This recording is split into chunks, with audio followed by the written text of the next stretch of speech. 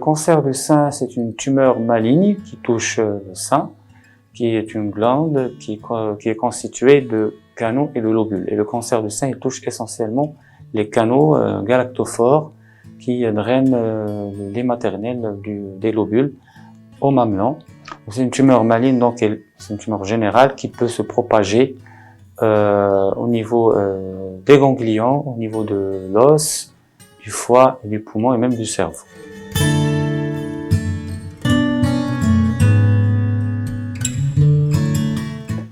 Le signe principal qui doit alerter les femmes, c'est essentiellement l'installation, l'apparition d'un nodule au niveau du sein, donc un nodule non douloureux, sans autre signe associé. Dans 70%, c'est le signe le plus important.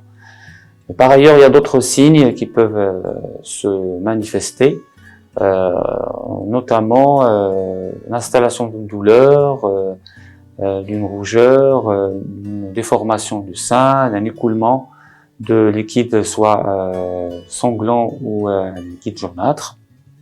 Ou donc dans de rares cas, il peut se manifester par des douleurs osseuses et une altération de l'état général.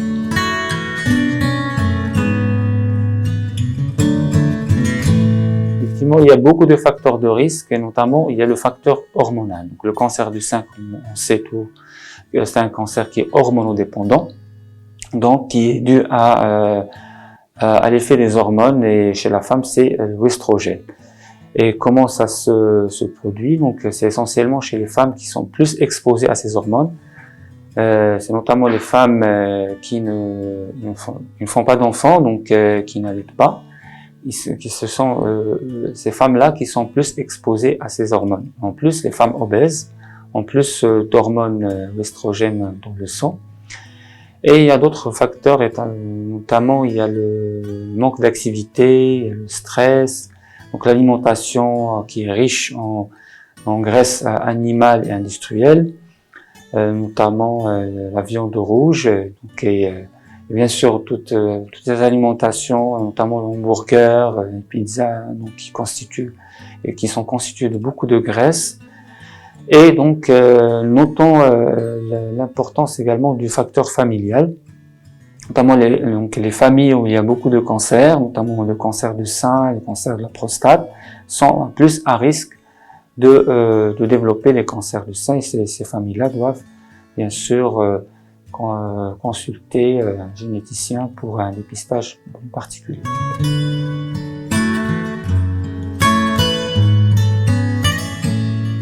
Le dépistage est très important, donc parce qu'il a beaucoup d'objectifs positifs, notamment le diagnostic précoce du cancer à un stade très précoce, ce qui va entraîner une prise en charge plus facile, moins coûteuse, donc une chirurgie moins lourde, un traitement médical et par radiothérapie moins lourd et moins coûteux.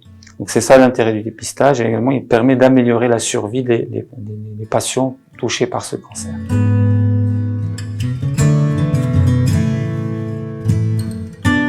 Le traitement du cancer du sein est multidisciplinaire, donc il implique plusieurs moyens thérapeutiques, notamment la chirurgie, qui peut constituer en l'ablation de la tumeur, ou même l'ablation dans des cas avancés du sein. La radiothérapie qui complète le traitement local chirurgical, qui permet d'éviter la rechute du cancer au niveau du sein. Et bien évidemment le traitement médical, qui est très important et qui est constitué de plusieurs moyens thérapeutiques, notamment la chimiothérapie, l'hormonothérapie, les thérapies ciblées et plus récemment l'immunothérapie. Il ne faut pas oublier le rôle des soins de support, et notamment le support psychologique, qui joue un rôle très important dans la prise en charge des patientes porteuses d'un cancer du sein.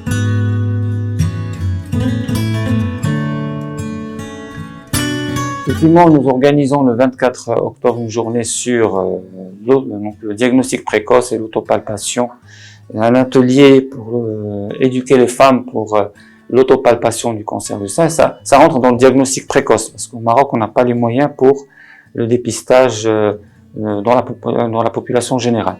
Le deuxième événement, c'est le 29 octobre, l'hôpital Cheikh Khalifa organise une journée donc pour la femme, axée sur le bien-être de la femme, sur le plan psychologique, esthétique, et pour assurer que la femme porteuse d'un cancer du sein soit bien dans sa peau. Et cette journée va être dédiée pour toutes les femmes, même les femmes qui n'ont pas de cancer, pour bien sûr participer également, jouer un rôle dans la prise en charge multidisciplinaire de ce cancer. Toutes les femmes de participer dans cette journée.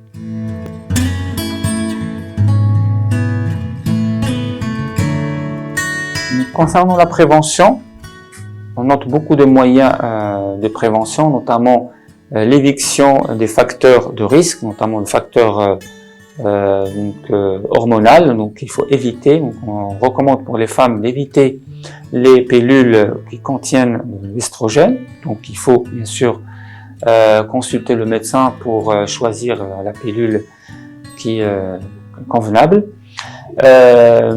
Bien sûr, on recommande aux femmes de faire des enfants, d'allaiter, moins un allaitement de plus de 6 mois. Et donc, on recommande d'éviter les hormones à la ménopause.